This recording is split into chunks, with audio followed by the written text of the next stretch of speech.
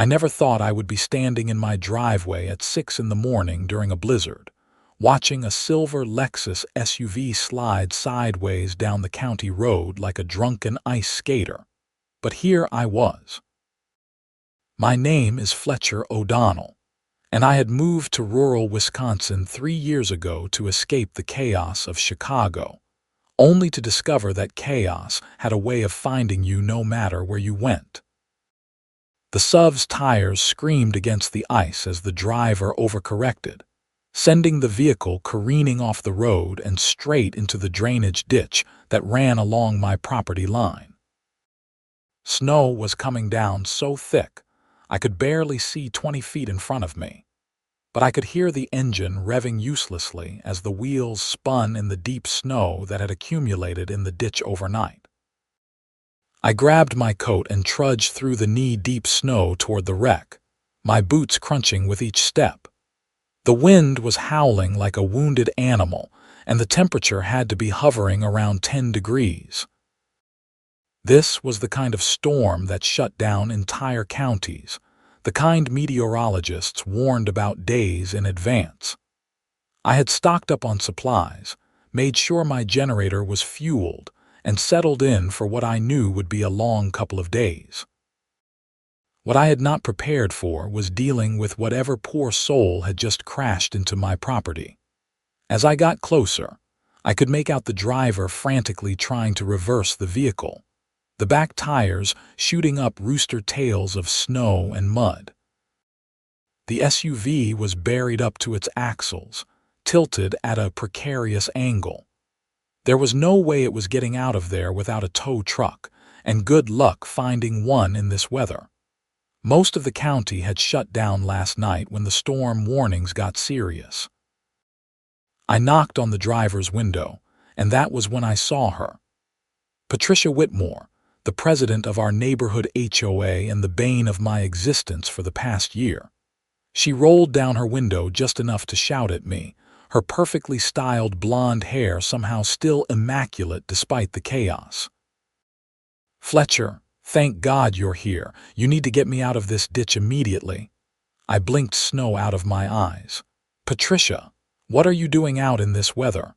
The roads are completely undrivable." "I was coming back from my sister's house in Madison," she snapped, as if this should have been obvious. "Now stop asking questions and help me." I surveyed the situation. The SUV was well and truly stuck. "You're going to need a tow truck. There's no way I can pull you out by myself." "Then call one, in this storm." "Patricia, nobody's coming out here until this blizzard passes. You're lucky you didn't flip the vehicle. Come on, you can wait at my house until the road's clear." She looked at me like I had just suggested she sleep in a barn. "I most certainly will not." "This is your fault anyway." "My fault? How is you sliding off the road my fault? You didn't shovel." She pointed a manicured finger at my driveway, which was indeed covered in about 8 inches of fresh snow. According to HOA Guidelines Section 12, Paragraph 4, all homeowners are required to maintain clear driveways and sidewalks during winter weather events. I stared at her in disbelief. "Patricia, this storm just started 6 hours ago. Nobody has clear driveways right now. The county plows haven't even come through yet." "That's not my problem. If you had been maintaining your property properly, I wouldn't have lost control. The sight of your messy, snow-covered property distracted me." This was classic Patricia. Everything was always someone else's fault. Over the past year, she had sent me 17 violation notices for everything from leaving my trash cans out 4 hours too long to planting flowers that weren't on the approved color list. The woman had made it her personal mission to make my life miserable. "Look, we can argue about this later. Right now, you need to get out of the cold. Come inside and we'll figure this out once the storm passes." She crossed her arms. "I'm not going anywhere until you admit this is your fault and agree to pay for the tow truck." "I'm not paying for your tow truck, Patricia. You crashed your own car." "We'll see about that." She rolled up her window and pulled out her phone, presumably to start documenting everything for whatever legal nightmare she was planning to inflict on me. I stood there for a moment, snow accumulating on my shoulders, wondering how my life had come to this. Finally, I trudged back to my house, leaving Patricia to sit in her increasingly cold vehicle. If she wanted to be stubborn, that was her choice, but I was not about to stand outside and freeze to death arguing with her. Back inside, I made myself a cup of coffee and watched from my kitchen window as Patricia's SUV slowly disappeared under the accumulating snow. The woman had to be getting cold by now. The engine would only run for so long before she ran out of gas, and the temperature was still dropping. I gave her another 10 minutes before my conscience got the better of me. I bundled back up and headed out again. This time when I knocked on her window, the glass was fogged up, and I could see her shivering inside. She had shut off the engine, probably worried about carbon monoxide. "Patricia, this is ridiculous. You're going to get hypothermia out here. Come inside." "Not until you agree to my terms." "What terms? You want me to pay for a tow truck for an accident you caused. An accident you caused by not maintaining your property." I took a deep breath, the cold air burning my lungs. "Fine. Come inside, warm up, and we'll discuss it, but I'm not leaving you out here to freeze to death." She considered this for a moment, then reluctantly opened her door. Getting out was harder than she expected. The door only opened partway before hitting the snowbank, and she had to squeeze through the gap. Her designer boots were completely wrong for the weather, and she immediately sank ankle-deep into the snow. "Careful," I said, offering my hand. She ignored it and tried to climb out on her own, promptly slipping and landing face first in the snow. I had to bite my tongue to keep from laughing as I helped her up. Her perfect hair was now full of snow, and her expensive winter coat was covered in white powder. The walk back to my house was treacherous. Patricia slipped 3 more times, and each time she blamed me for not shoveling a path. By the time we got inside, we were both covered in snow and exhausted. "Sit by the fire," I said, pointing to the living room. "I'll make you some coffee." She stood in my entryway, dripping melting snow onto my hardwood floors, looking around my house with obvious disapproval. "Your Christmas decorations are still up. It's January 6th. HOA regulations clearly state all holiday decorations must be removed by January 5th. "Patricia, you just crashed your car into a ditch during a blizzard. Maybe we can table the HOA violations for now," she sniffed. "Rules exist for a reason, Fletcher." I handed her a towel and went to make coffee. When I returned, she had positioned herself in my best chair by the fireplace and was typing furiously on her phone. "What are you doing?" "Documenting everything. Taking photos of your uncleared driveway, your violation of decoration policies, and preparing my invoice for the tow truck and any damages to my vehicle." "You can't be serious." She looked up at me with those cold blue eyes. "I am always serious about HOA matters." "You signed the covenants when you bought this property, Fletcher. That means you agreed to follow all rules and regulations. Your negligence directly resulted in my accident, and you will be held financially responsible." I sat down across from her, cradling my own coffee mug. "Patricia, no court is going to side with you on this. You were driving in blizzard conditions on an unplowed county road. My driveway had nothing to do with it. We'll let the HOA board decide that. I'm calling an emergency meeting as soon as this storm passes." "The HOA board that you handpicked, the one that does whatever you say." "The legitimately elected board," she corrected. "And yes, they understand the importance of following community guidelines." I had known this was going to be a long day, but I had not realized just how long. The storm showed no signs of letting up. Wind rattled the windows and the snow kept falling. We were going to be stuck together for a while. "How's your sister?" I asked, trying to make conversation. "Why do you care?" "Just trying to be civil." "If you wanted to be civil, you would maintain your property according to code." I gave up and turned on the television, flipping to the weather channel. The meteorologist was tracking the storm, which had intensified into a full-blown blizzard. All roads in the county were closed. The governor had declared a state of emergency. Nobody was going anywhere for at least 24 hours. Patricia watched the broadcast with growing horror. "I can't stay here for 24 hours. You don't have much choice. Your car is buried in a ditch, and even if we could get it out, the roads are closed. This is unacceptable. I have HOA business to attend to." What HOA business could possibly be so urgent during a blizzard? She glared at me. "If you must know, I was supposed to conduct a property inspection of the Henderson house this afternoon. They've been making unauthorized modifications to their deck.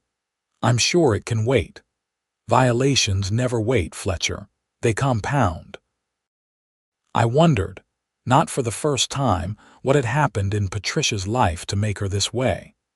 She had to be in her early 50s, always dressed like she was heading to a country club meeting, always concerned with appearances and rules.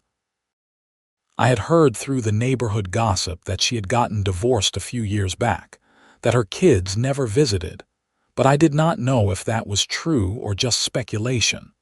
The morning dragged on. Patricia continued documenting everything on her phone, occasionally making passive-aggressive comments about my decorating choices, my furniture, even the brand of coffee I served. I mostly ignored her, catching up on emails and trying to get some work done. I was a software consultant, which meant I could work from anywhere. One of the reasons I had moved to rural Wisconsin in the first place. Around noon, the power flickered and then died. The house plunged into semi-darkness, lit only by the gray light filtering through the snow-covered windows and the fireplace. Patricia gasped. "What happened?" "Power's out. Probably a tree fell on a line somewhere. This happens during bad storms." "Well, turn it back on." "I can't just turn it back on, Patricia. The power company has to fix whatever's broken, but I have a generator. I'll go start it up." I bundled back into my winter gear and headed out to the garage. The generator was a good investment. I had made my first winter here. It would not power the whole house, but it would keep the essentials running. I got it started and flipped the transfer switch, and a few moments later I heard the refrigerator kick back on. When I came back inside, Patricia was pacing by the window. "How long until the power comes back?" "Could be hours, could be days. The generator will keep us going in the meantime." "Days? I can't stay here for days."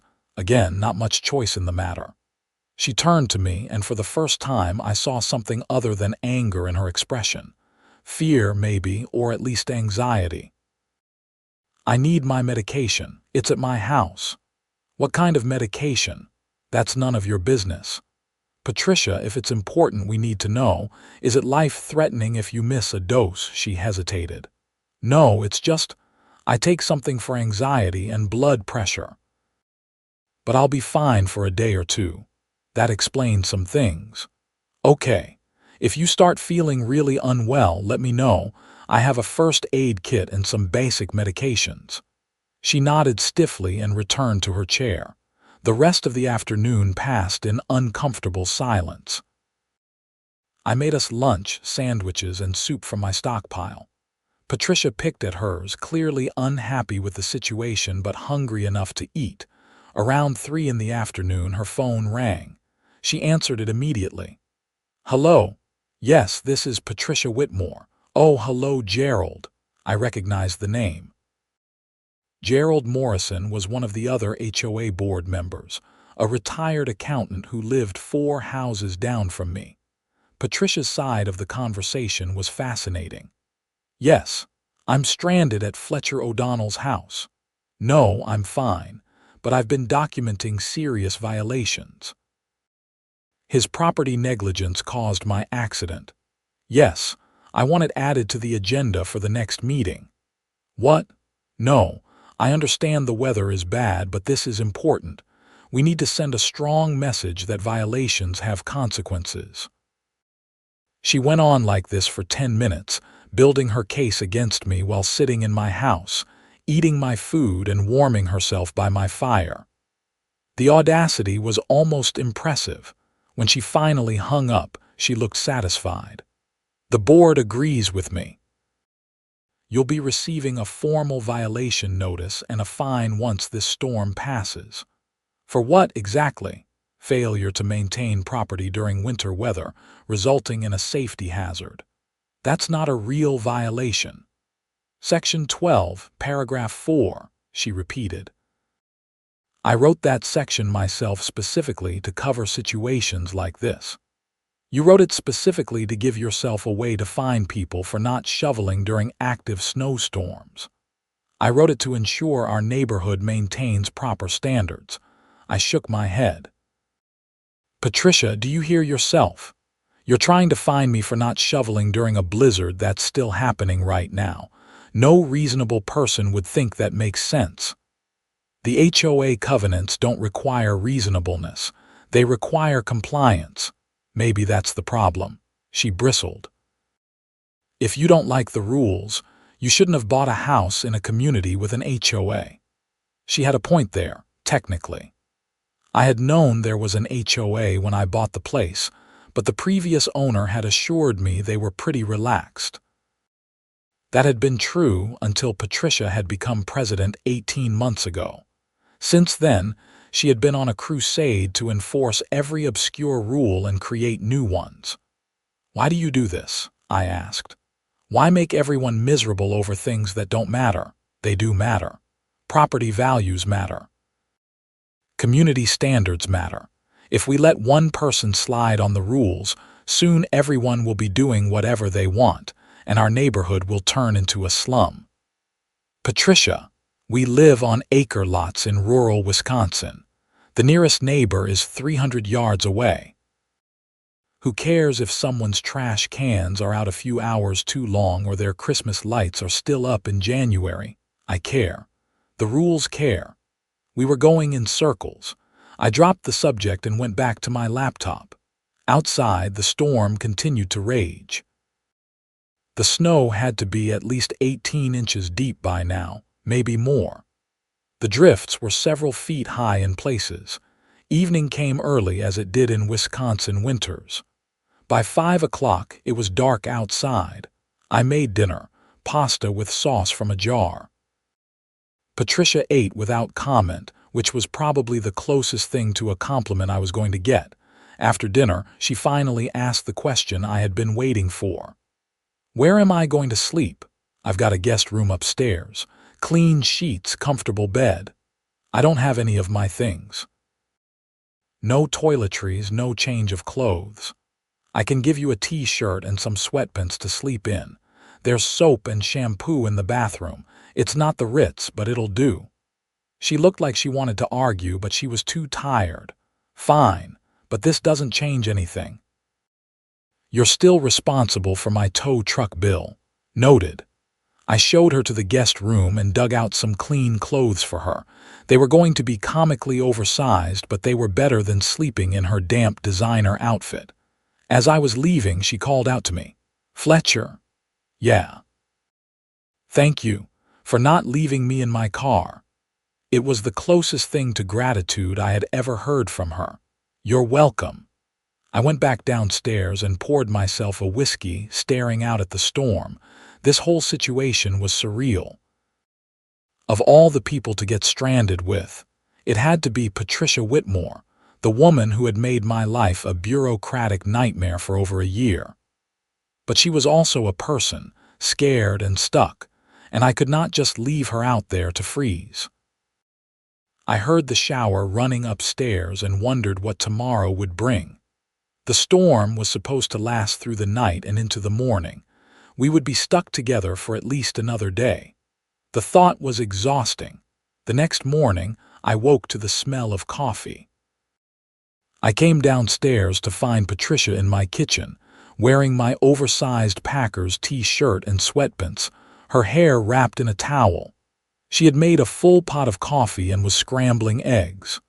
"Good morning," I said cautiously.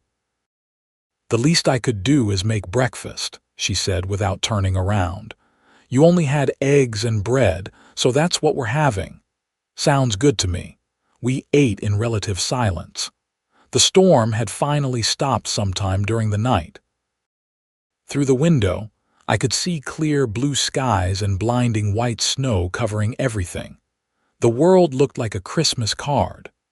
"I need to check on my car," Patricia said after breakfast. We bundled up and went outside.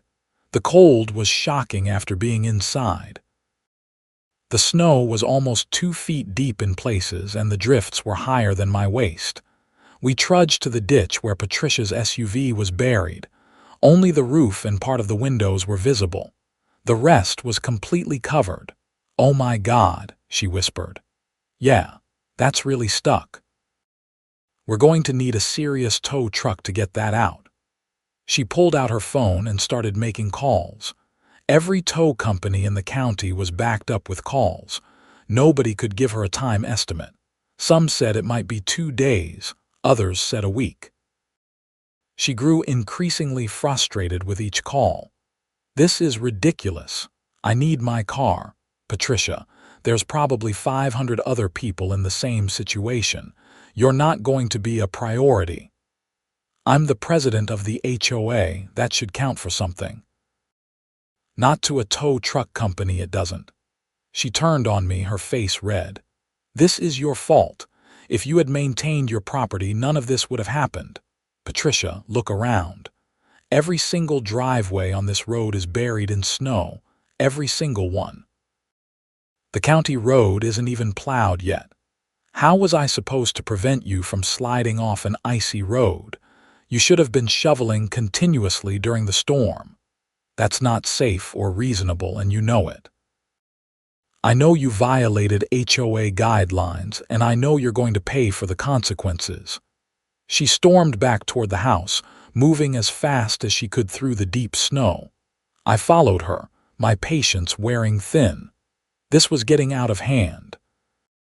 Back inside, Patricia made a phone call to someone named Susan, who I gathered was another HOA board member. She recounted the entire situation, painting me as a negligent homeowner who had directly caused her accident. She demanded an emergency board meeting as soon as the roads were clear. Over the next hour, she called every board member, building support for her case. I listened in disbelief. She was actually going to try to make me pay for her accident. Around noon, I heard the sound of heavy equipment outside. The county plow was finally making its way through. I went out to watch as the big truck pushed through the snow, clearing the road. The driver, a guy named Tom who I had talked to a few times, stopped when he saw Patricia's SUV in the ditch. "That's a nasty one," he called out. "Everyone okay?" "Yeah, we're fine. Driver's inside." "She's going to need a tow."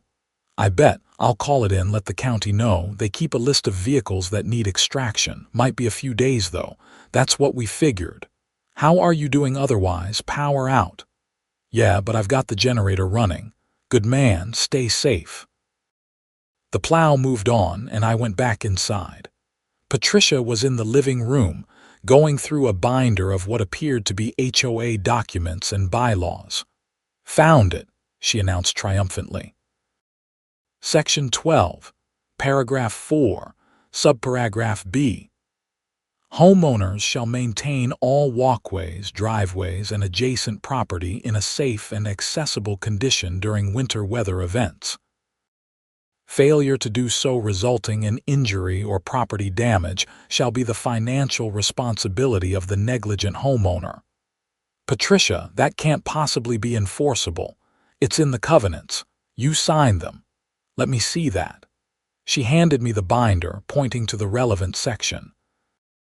Sure enough, there it was, buried in pages of dense legal language. But as I read further, I found something interesting.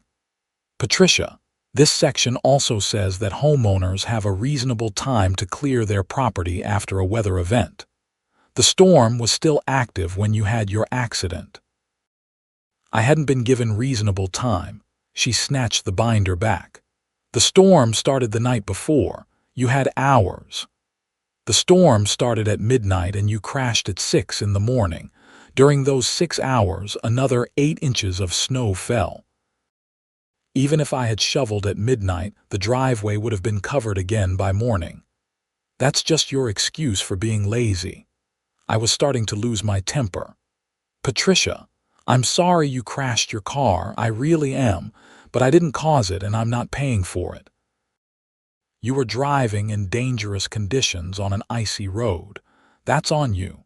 We'll see what the board says. The board doesn't have any legal authority. If you try to fine me for this, I'll fight it. Good luck with that. No one has ever successfully challenged an HOA decision in our community. Maybe because everyone else was too tired to fight you. I'm not. We spent the rest of the day in tense silence. Patricia continued working on her case against me, making calls, taking photos, compiling evidence. I worked on my laptop, trying to ignore her. That evening, the power came back on. The house hummed to life, lights blazing. Patricia immediately went to the guest room to charge all her devices. I shut down the generator and checked the weather forecast. The roads were expected to be clear by tomorrow morning. Patricia would probably be able to get a ride home, even if her car was still stuck. The next morning, Patricia's phone rang early. It was a friend of hers, offering to pick her up. She accepted immediately and spent the next hour getting ready to leave. When her friend arrived, a woman in a massive 4-wheel drive truck, Patricia grabbed her things without a word of thanks or goodbye. At the door, she turned back to me. You'll be hearing from the HOA board within the week. Have your checkbook ready. I'm not paying for your tow truck, Patricia. We'll see about that. And then she was gone. I watched the truck disappear down the plowed road, feeling a mixture of relief and dread. Relief that she was finally out of my house, and dread about whatever bureaucratic nightmare she was about to unleash. The violation notice arrived 3 days later, delivered by certified mail. It was 5 pages long, detailing my supposed infractions and demanding payment of $800 for Patricia's tow truck, plus a $500 fine for violating HOA covenants.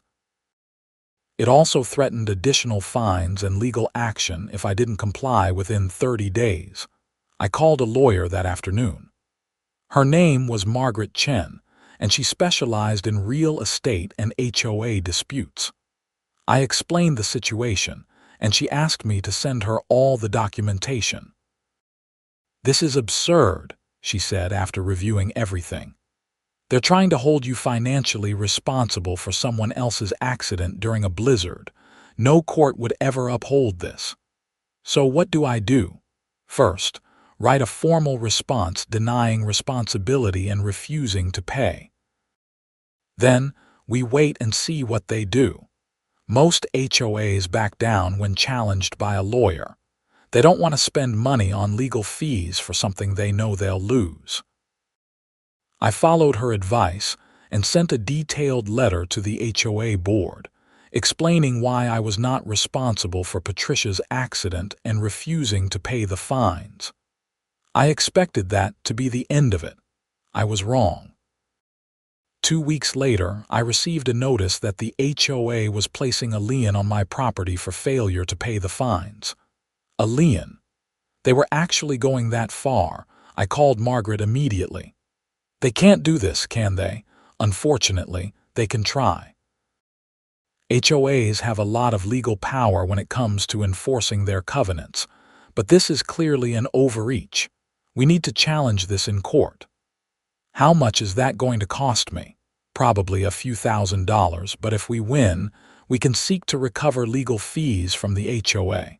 And you should win. This is an obvious abuse of HOA authority. So I found myself heading to court. The preliminary hearing was scheduled for March, giving me several weeks to prepare. Margaret gathered evidence: weather reports showing the severity of the storm, testimony from other homeowners about snow conditions, photos of everyone's uncleared driveways from that morning, and documentation of similar weather events where no one was expected to shovel during active storms. Meanwhile, Patricia ramped up her campaign against me. She sent notices to other homeowners warning them about the dangers of not following HOA rules, using my case as an example. She posted on the neighborhood Facebook group about negligent homeowners who put others at risk. She even went door to door, building support for her position, but something unexpected happened. Some of the other homeowners started pushing back. They saw what Patricia was doing to me and realized they could be next. A guy named Robert Martinez, who lived 2 streets over, came to talk to me one afternoon. "This is getting out of hand," he said.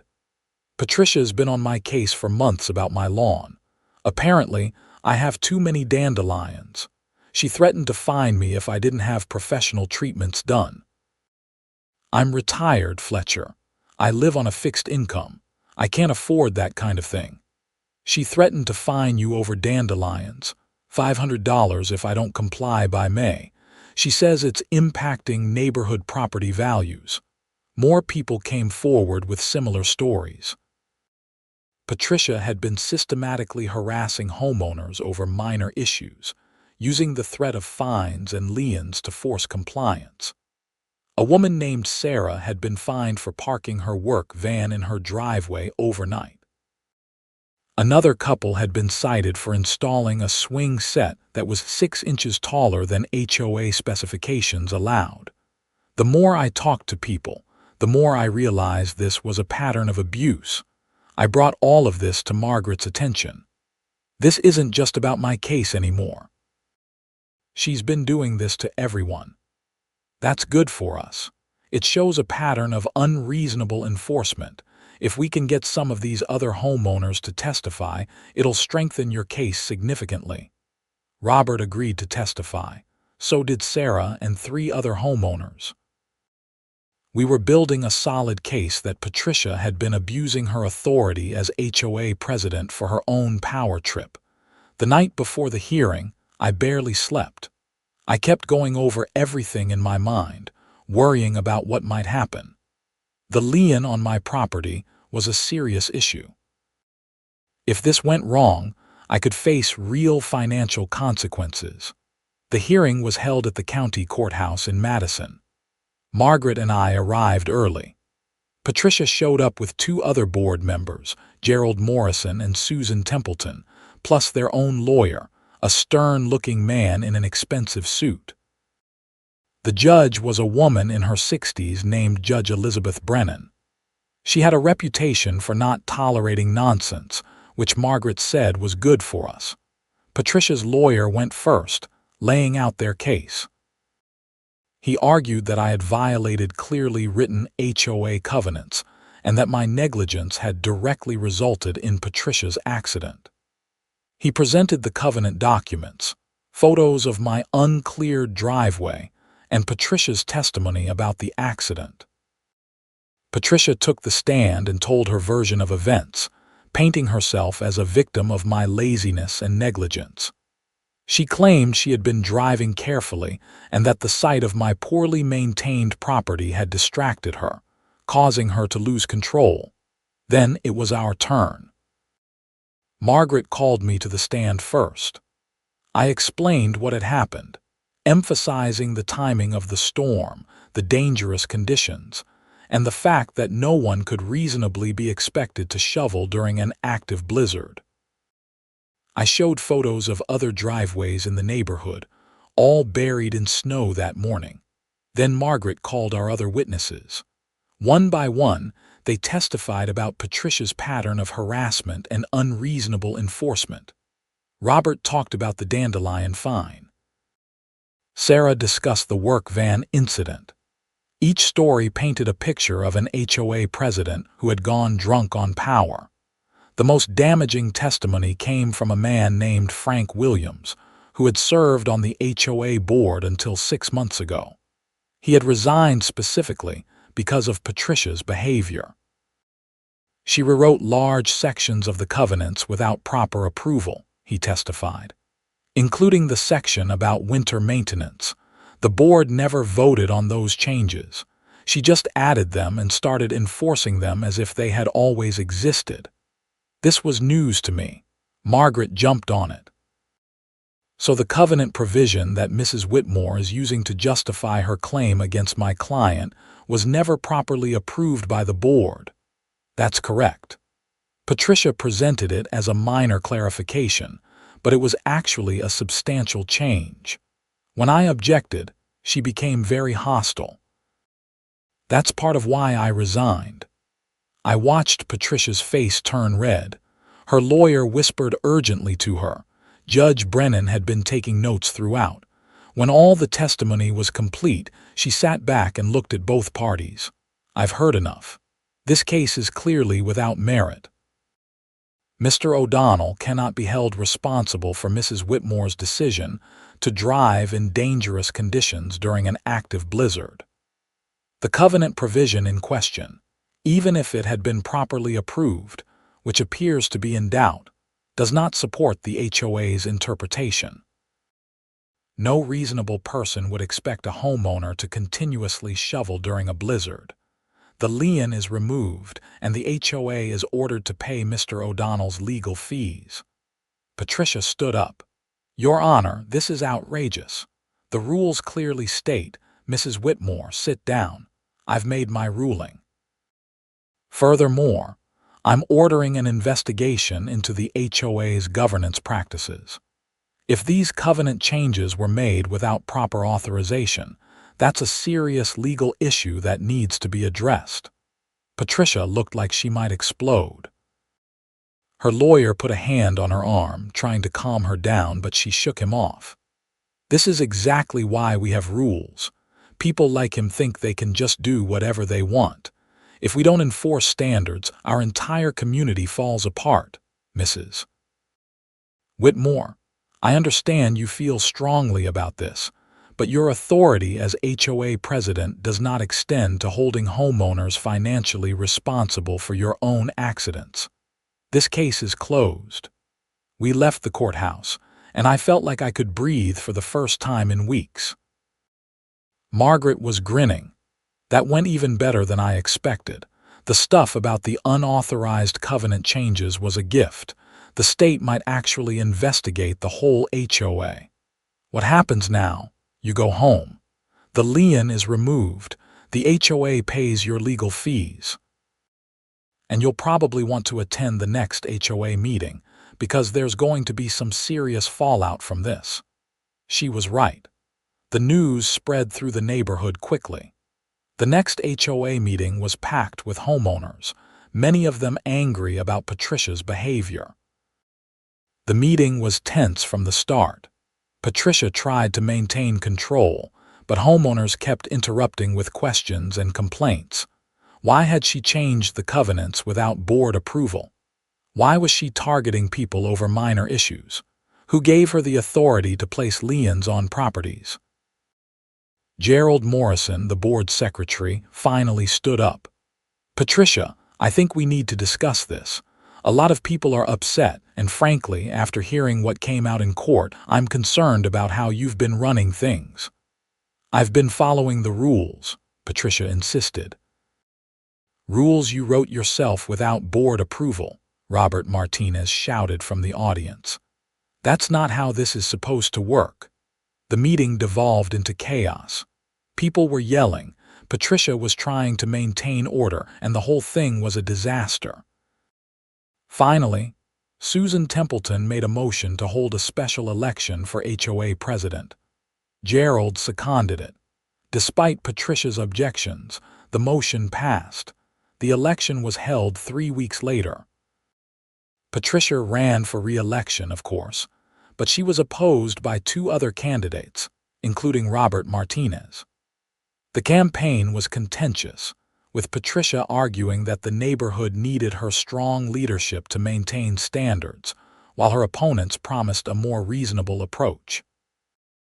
Robert won in a landslide. Patricia didn't even come close. She received only 11 votes out of 73 cast. I attended the first board meeting under the new leadership. One of the first items on the agenda was reviewing all of Patricia's covenant changes. The board voted to reverse most of them, including the winter maintenance provision that had started this whole mess. They also passed new rules limiting the president's authority and requiring board approval for any covenant changes or fines over $100. It was a complete overhaul of how the HOA operated.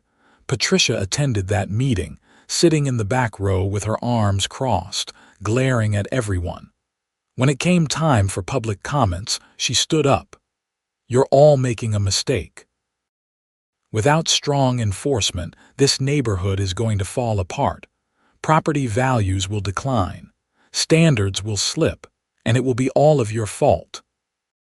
"Patricia," Robert said calmly from his new position at the head table, "people just want to live their lives without being harassed over every tiny thing. We can maintain reasonable standards without turning the HOA into a dictatorship. You'll see. You'll all see." She left after that, and I didn't see much of her for the next few weeks. Her house went up for sale in April. I heard through the neighborhood grapevine that she was moving to Arizona to be closer to her daughter. Whether that was true or if she just couldn't stand living in a neighborhood where she was no longer in charge, I didn't know, but the story didn't quite end there. About a month after Patricia's house sold, I got a call from Margaret Chen. "You're not going to believe this," she said. "Remember how Judge Brennan ordered an investigation into the HOA's practices?" "Yeah. Well, the state uncovered something interesting. Patricia wasn't just rewriting covenants without approval. She was also collecting fines and not properly documenting them. About $15,000 in fines over the past 2 years that she claimed were paid, but there's no record of them going into the HOA account. She was stealing. That's what it looks like. The state attorney general's office is investigating. This could lead to criminal charges." I sat down, processing this. Patricia had been embezzling from the HOA. All that talk about rules and standards, and she had been lining her own pockets the whole time. The investigation took several months. During that time, I focused on enjoying my property without constant harassment. I planted a garden with flowers that weren't on any approved list. I left my Christmas lights up until January 15th just because I could. I even got a dog, something Patricia had tried to prevent by claiming it violated pet policies that didn't actually exist. In September, Patricia Whitmore was charged with embezzlement and fraud. The state had found evidence that she had collected fines from homeowners, deposited the checks into her personal account, and then claimed they had been paid into the HOA fund. She had been doing this systematically for over 2 years. The case went to trial in November. I attended some of the proceedings, curious to see how it would all play out. Patricia maintained her innocence, claiming it was all a misunderstanding, that she had always planned to transfer the money but had been too busy with HOA business to get around to it. The jury didn't buy it. She was convicted on multiple counts of fraud and embezzlement. The judge sentenced her to 18 months in prison, with credit for time served, and ordered her to pay full restitution to the HOA and all affected homeowners.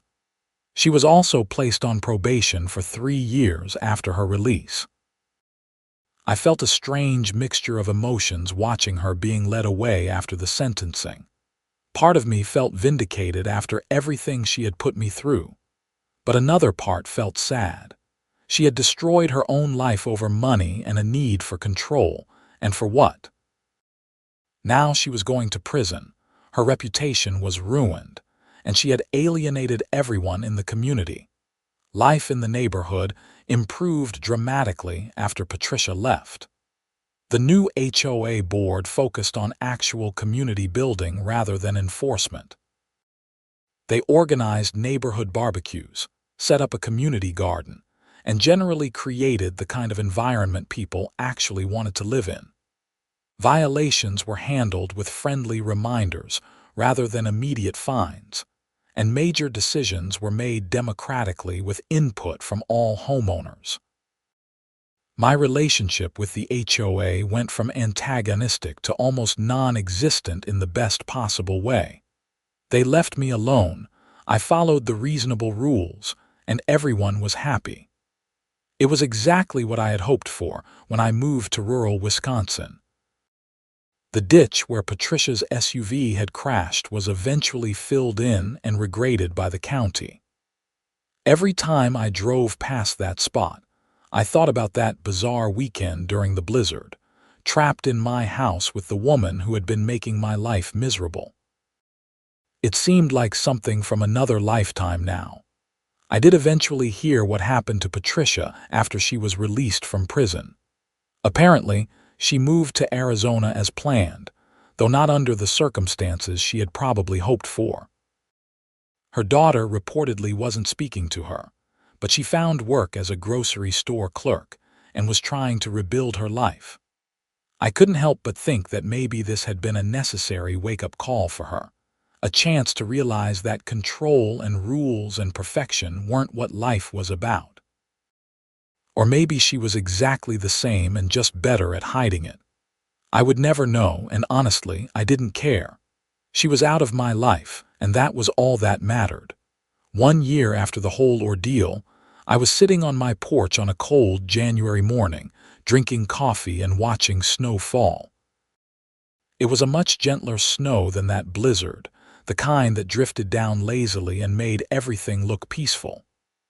My dog, a golden retriever named Murphy, was lounging at my feet, perfectly content. Robert Martinez drove by and waved. Sarah from down the street was walking her dog, and she stopped to chat for a few minutes about the upcoming neighborhood potluck. Everything was calm and normal and exactly the way a community should be. I thought about all the drama and stress of the previous year, about Patricia and her reign of terror, about the legal battles and the investigations and the ultimate justice that had been served. It had been exhausting and frustrating, but in the end, it had made the neighborhood stronger. We had come together to stand up against unreasonable authority, and we had won. The snow continued to fall, and I made no move to shovel my driveway. There would be time for that later when it stopped, when it was safe and reasonable to do so. And if anyone had a problem with that, well, they could take it up with the new HOA board, who would probably just laugh and tell them to mind their own business. I finished my coffee and went inside, Murphy trailing behind me. Life was good. The nightmare was over. And I had learned an important lesson about standing up for yourself, even when facing someone who seemed to have all the power. Rules were important, sure, but they had to be reasonable and fair. And when they weren't, it was worth fighting back. Somewhere in Arizona, Patricia Whitmore was probably still trying to tell people how they should live their lives. But she wasn't my problem anymore. She was someone else's concern now, or maybe she had finally learned her lesson. Either way, I was free of her, and that was worth more than anything. The last I heard about the whole situation came about 6 months after Patricia's release from prison. Her ex-husband, who I had never met but had heard about through neighborhood gossip, apparently sued her for his share of the embezzled money. She had spent most of it before being caught, and now she was dealing with lawsuits and financial ruin on top of everything else. The house she had sold in our neighborhood had been part of a divorce settlement, and he claimed she owed him half of the proceeds plus the stolen HOA funds. I heard all this from Margaret Chen, who stayed in touch because she found the whole case fascinating. "It's like a Greek tragedy," she said. Her need for control destroyed her marriage, her reputation, her freedom, and now her finances. All because she couldn't let people live their lives. Do you think she ever understood that? Probably not. People like Patricia rarely do. They always think everyone else is the problem. I thought about that conversation for a long time afterward. How easy it was to become so focused on being right, on maintaining control, on enforcing rules that you lost sight of what actually mattered. Patricia had probably started with good intentions, wanting to keep the neighborhood nice, but somewhere along the way, it had become about power and control rather than community. The neighborhood continued to thrive without her. Property values actually went up, contrary to her dire predictions, probably because people actually wanted to live somewhere they wouldn't be constantly harassed.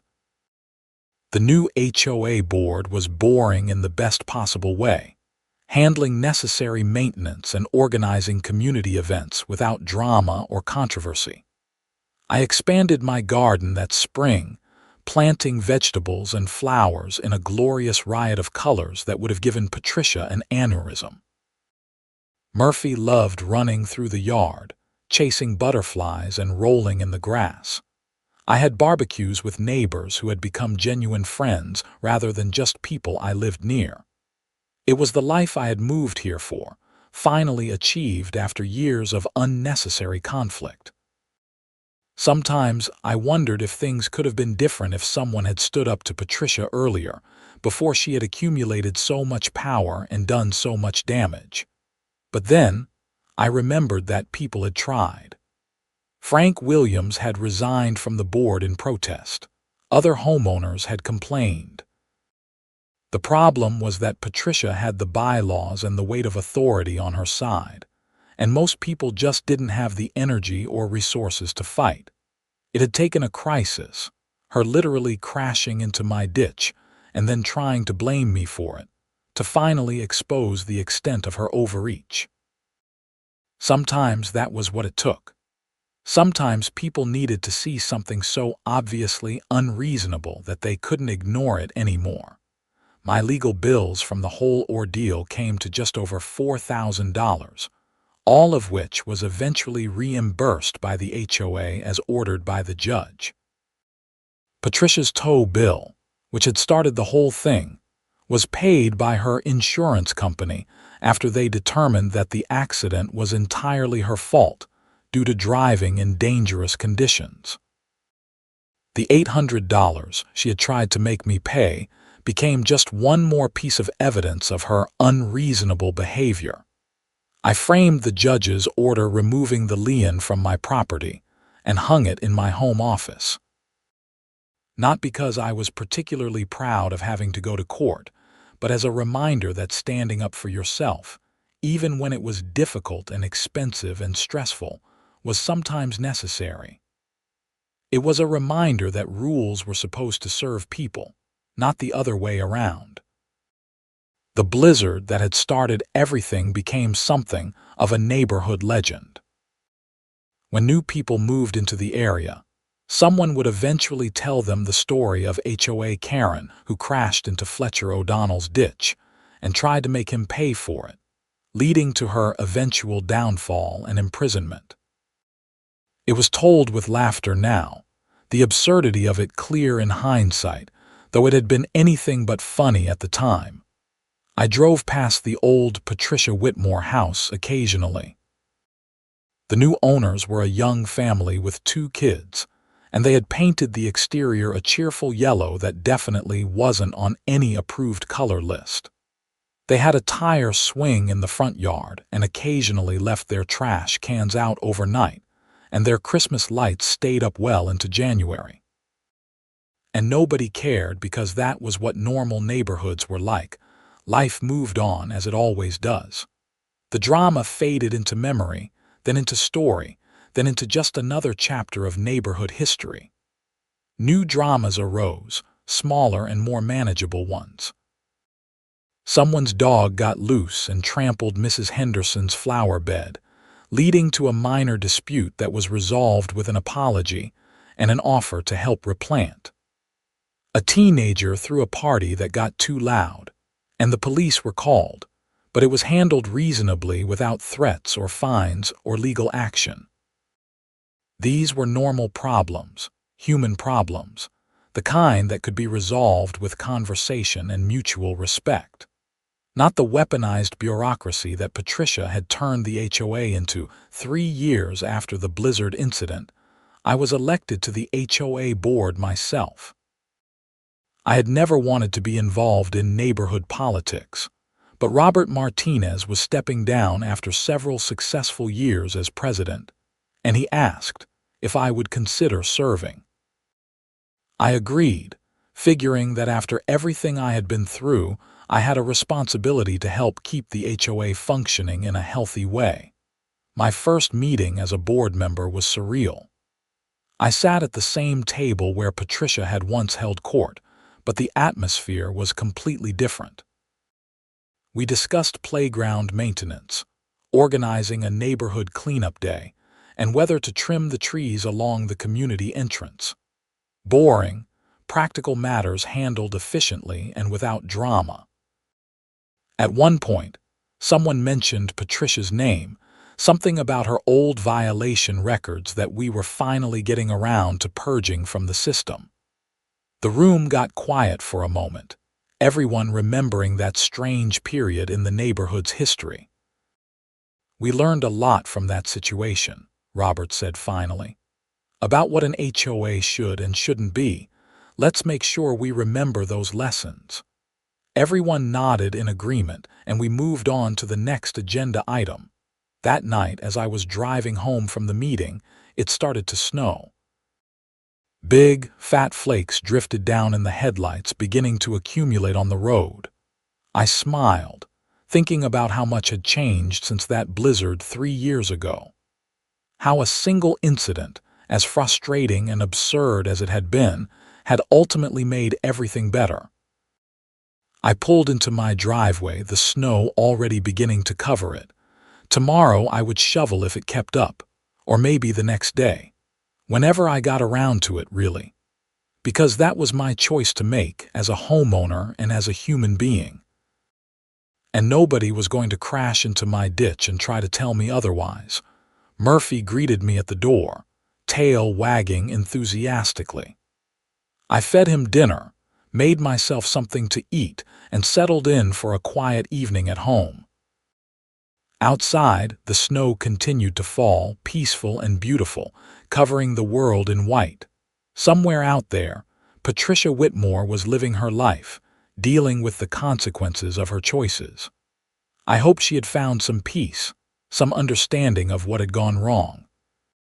But mostly, I just didn't think about her anymore. The nightmare was over. The story had ended, and life, wonderful and messy and imperfect, went on, just the way it was supposed to.